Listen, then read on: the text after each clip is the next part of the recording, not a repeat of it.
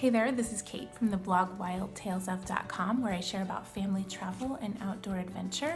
Today I just wanted to share a hiking resource for those who live in the Seattle area or plan to visit the Seattle area, and it's called 75 Great Hikes Seattle. Full disclosure, the book is written by my cousin. Her name is Melissa Ozbek, and she lives in Kirkland, Washington.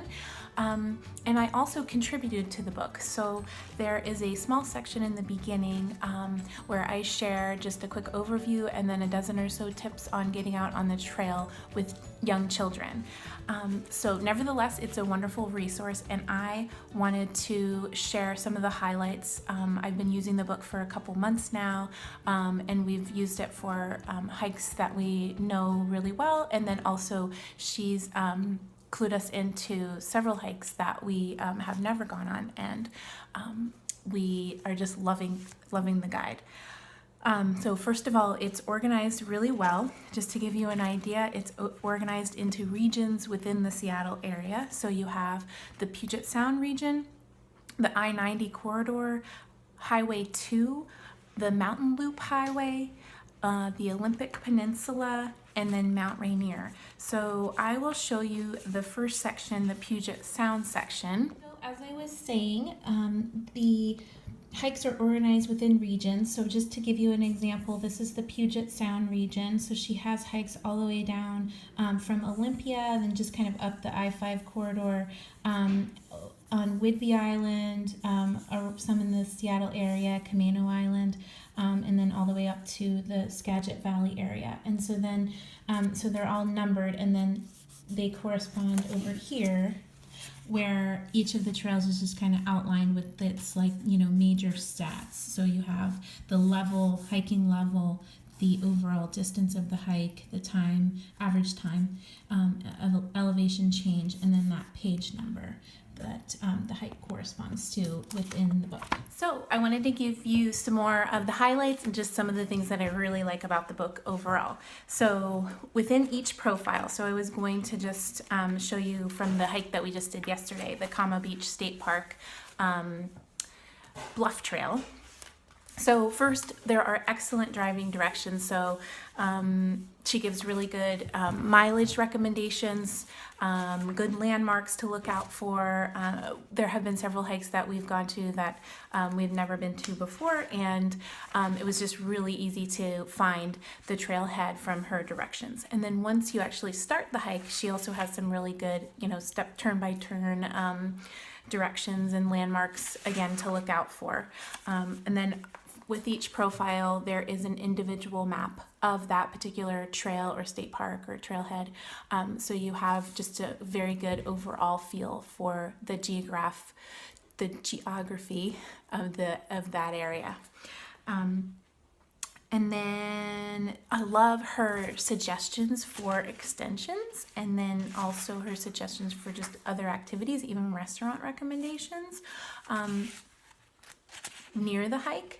So at this particular hike, she suggested to go over to Camano Island State Park, just to extend the adventure a little bit. She mentioned some things like the Center for Wooden Boats and a general store. So it just makes for a richer, more fun, adventurous outing when you have just some more information right at your fingertips.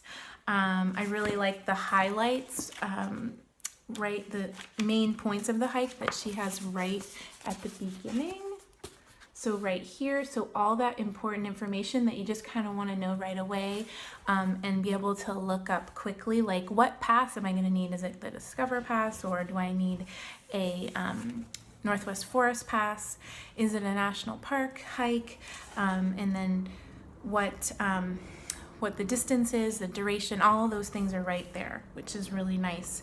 And then overall within the book, I feel like there's a good mix of hidden gems. So like I said, there's a lot of trails that we have never been to and actually hadn't heard of, even though we've lived in the area for a very long time.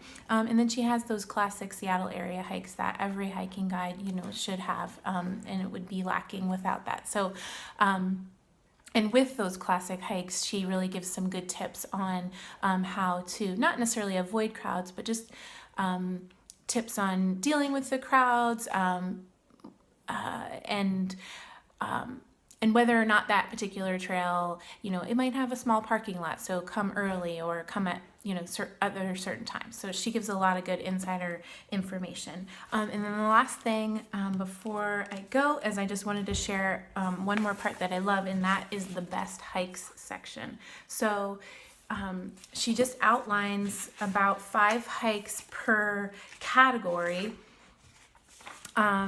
like best beach hikes, best hikes for berry picking, best hikes that are off the beaten track, best hikes for mountain views. So if you have an idea of the type of hike you want to do, you can quickly go to this section and just find out the best hike for it and her suggestions.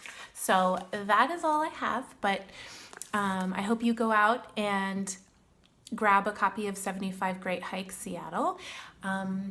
If you are interested, I am doing a giveaway. I'm giving away 2 books right here on the blog. So if you're watching this on the blog, you can see how to enter just below. There'll be information on how to enter the giveaway. There's going to be 2 separate copies to be given away. If you're watching this on something else, just make sure you head to our blog, www.wildtalesof.com, and you can find out how to enter the giveaway or just how to order yourself a copy of the book. Thanks a lot.